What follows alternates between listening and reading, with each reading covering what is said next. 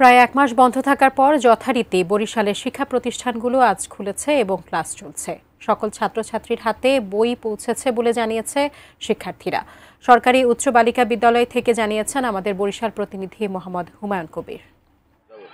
এক মাসের বেশি সময় শিক্ষা প্রতিষ্ঠান বন্ধ থাকার পরে আজ দেশের অন্যান্য স্থানের ন্যায় বরিশালেও শিক্ষা প্রতিষ্ঠান খুলেছে এবং সকাল থেকেই বিভিন্ন শিক্ষা প্রতিষ্ঠানে ক্লাস শুরু হয়েছে, ক্লাস চলছে। আমি রয়েছি বরিশাল সরকারি উচ্চ বালিকা বিদ্যালয় চত্বরে। এখানে আমি দেখানোর চেষ্টা করছি যে এখানে শিক্ষার্থীরা স্কুলে আসছে এবং তারা ক্লাস করছে।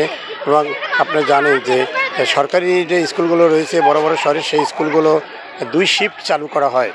আমি সরকারি বালিকা বিদ্যালয়ে যে প্রথম শিফট, যেটি 7টায় ক্লাস শুরু হয়েছিল, সেই শিফটের ছুটি হয়ে গেছে এবং এখন আবার দ্বিতীয় শিফট শুরু হয়েছে এবং দ্বিতীয় শিফটের ক্লাস চলছে, আপনি দেখতে পাচ্ছেন। এবং শিক্ষার্থীরা ক্লাসে আসছে এবং শিক্ষার্থীদের সাথে আমি কথা বলেছি। শিক্ষার্থীরা বলেছে যে দীর্ঘদিন যাবৎ স্কুল বন্ধ থাকার পর তারা আজকে আসছে, তাদের ভালো লাগছে এবং তারা ক্লাস করেছে। এবং তারাও বলেছে যে এই দীর্ঘ সময়ে তারা বাসা বাড়িতে ছিল এবং এখন আসছে, তাদের ক্লাসের যে তাদের যে বান্ধবীদের সাথে দেখা হয়েছে, তাতে তারা সন্তোষ প্রকাশ করেছে।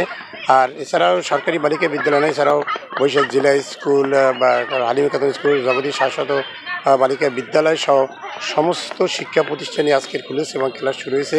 শিক্ষার্থীরা অত্যন্ত শান্তিপূর্ণ পরিবেশ এবং সুন্দর এবং সুষ্ঠু পরিবেশে তারা ক্লাস করছে। এই ছিল আমার কাছে সর্বশেষ।